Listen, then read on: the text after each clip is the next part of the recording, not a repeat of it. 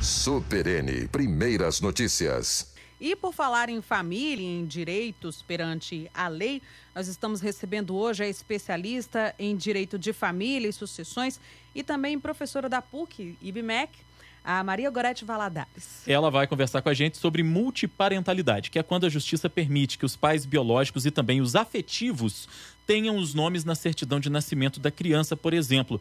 Muito bom dia, Maria Gorete. Bem-vinda aqui à Super Notícia FM.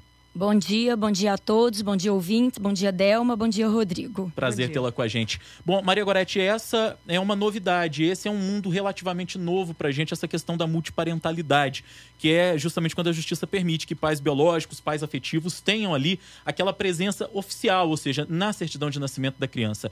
Então a primeira pergunta que eu te faço é a seguinte: como é que as pessoas devem proceder para que isso possa de fato ocorrer, possa se tornar uma realidade? Quais são os procedimentos? Bom, a multiparentalidade, como você disse, ela é realmente uma nova realidade que a gente tem vivenciado e que busca quebrar o paradigma até então existente de que uma pessoa só pode ter um pai e uma mãe.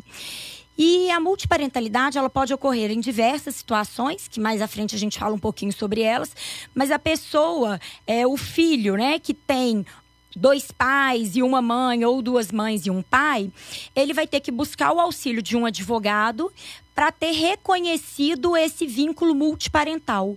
Porque só a partir do momento que no registro existe esse vínculo multiparental é que ele vai ter garantida a produção de todos os efeitos jurídicos decorrentes da filiação. Então, é só através desse reconhecimento que ele vai ter, por exemplo, direito à herança, direito a alimentos, que ambos os pais ou ambas as mães vão ter, por exemplo, direito de visitas, de conviver com esse filho. Que tipos de distorções, por exemplo, na vida de uma criança dessa, de uma pessoa... A gente fala criança porque é mais comum, mas às vezes tem pessoas que reconhecem isso um pouco mais tarde, né, Maria Gorete? Mas que tipos de distorções na vida de uma pessoa, eu digo de termos jurídicos mesmo, pode acarretar essa multiparentalidade? Bom, Delma, não acredito que vá haver distorções, mas de fato, talvez uma curiosidade, né, por parte das pessoas, porque muita gente vai pegar a carteira de identidade e vai falar assim: nossa, mas você tem duas mães, você tem um pai. E quando eu comecei a escrever sobre a multiparentalidade, eu tenho um livro sobre o tema e é fruto da minha tese de doutorado, muitas pessoas falavam: mas essa criança não vai ser alvo de bullying porque ela tem dois pais e uma mãe, isso não é muito estranho? Mas aí eu devolvo com uma outra pergunta. E uma criança que não tem, por exemplo, o nome do pai, ela também não poderia ser alvo desse bullying? Então, na verdade, eu acho que a nossa sociedade ela está em constante processo de transformação. E até então, coisas que a gente achava que era diferente, né? O divórcio, por exemplo, né? Lá atrás, todo mundo se assustava quando alguém falava que era divorciado. Hoje a gente já convive com isso de uma maneira muito mais tranquila. Então, eu acho que, dada a evolução da sociedade, a gente vai aprendendo a lidar com essas novas mudanças.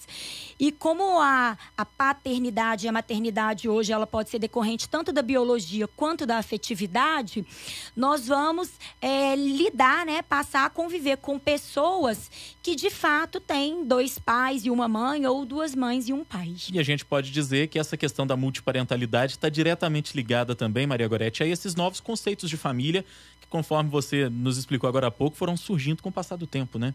É um processo constante de evolução. Sem dúvida. Antigamente, nós tínhamos o conceito de que o pai era o marido da mãe. Por quê? Porque o casamento era a única forma de constituição reconhecida pelo Estado. Com o passar do tempo, com a evolução da sociedade, a gente tem visto diversas formas de família hoje. Então, hoje a gente tem a união estável, nós temos as famílias homoafetivas, nós temos as famílias recompostas, que inclusive é um lugar onde a gente consegue visualizar com muita facilidade a multiparentalidade. O que são as famílias recompostas? São aquelas famílias formadas pelos seus, os meus e os nossos. Então, uma pessoa que tem um filho pequeno, ela se casa de novo e esse novo marido, ele passa a exercer a paternidade só socioafetiva perante essa criança. É que passa a conviver com o pai biológico e com o pai afetivo. Então, são mudanças na família que fazem com que seja possível hoje o reconhecimento da multiparentalidade. Maria Gorete, eu gostaria que você, por favor, explicasse, assim, porque muitas pessoas estão acostumadas a ouvir pais adotivos, né? E aqui a gente está falando de pais afetivos. E também muita gente confunde, acha que por não ser pai adotivo, não tem direitos, né? Reconhecidos, apesar de ser da mesma família e tal. Você poderia fazer essa diferenciação do adotivo e do afetivo? Sim. A adoção, ela é um procedimento legal, no qual uma pessoa vai se tornar pai ou mãe de outra. E a adoção, ela rompe todos os vínculos com a família biológica. Então, a diferença primordial da adoção para a multiparentalidade é que na adoção, a família biológica, ela deixa de existir. Obviamente que de uma forma fictícia, mas ela deixa de existir.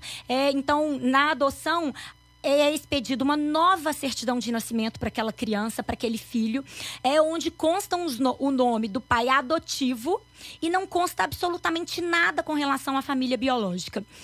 E a multiparentalidade, a ideia dela é completamente o oposto da adoção. Eu costumo dizer que a adoção, ela é castradora, porque ela rompe os vínculos com a família biológica. E a ideia da multiparentalidade é exatamente a possibilidade de cumular o pai afetivo e o pai biológico. Então, na multiparentalidade, você vai ter uma nova certidão de nascimento, mas é uma nova certidão de nascimento que vai retratar a sua história de vida.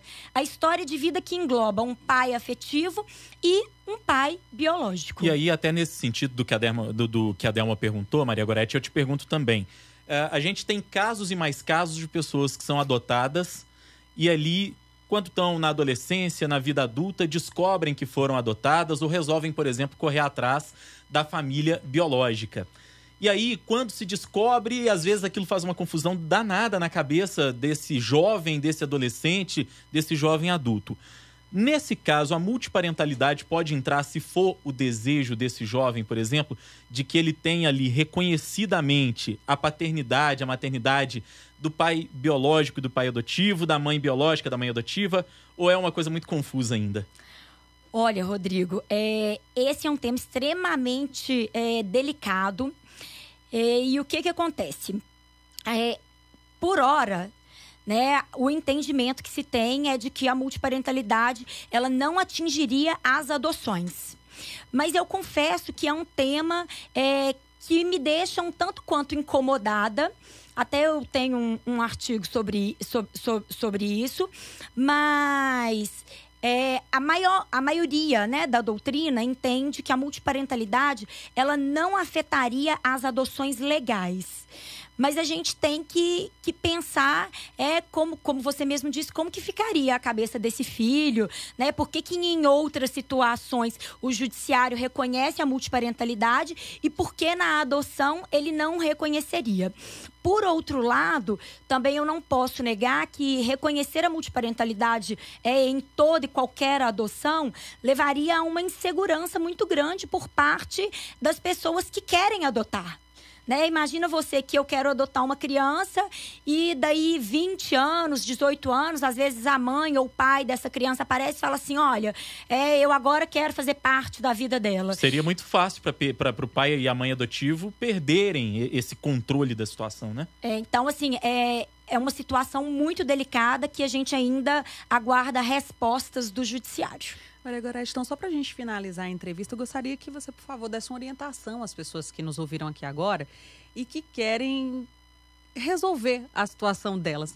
Isso só pode ser feito por meio de um advogado ou a pessoa pode ter a iniciativa dela sozinha e ir até uma vara de família para fazer isso? Como é que funciona? Não, só pode ser feito através de um advogado, O interessado ele tem que procurar um advogado ou procurar a defensoria pública e buscar o reconhecimento judicial dessa multiparentalidade. Porque só através do reconhecimento judicial da multiparentalidade é que o registro da pessoa vai ser alterado e então ela vai ter efeitos jurídicos. Lembrando que a busca pelo judiciário, né, ela pode se dar tanto pelo filho, quanto pelo pai biológico ou pelo pai afetivo. Qualquer uma dessas três figuras tem legitimidade para estar buscando a multiparentalidade. Ok. Muito bem. Maria Gorete Valadares, ela é especialista em direito de família, advogada, professora da PUC e do IBMEC, foi nossa convidada aqui hoje, falando a respeito de multiparentalidade, que é um assunto novo e que certamente a gente ainda vai voltar a ele aqui no Super N Primeiras Notícias. Muito obrigado pela presença, pela entrevista, foi um prazer recebê-la. Eu que agradeço a oportunidade. Um abraço a todos. Um abraço, muito obrigada, Maria Gorete.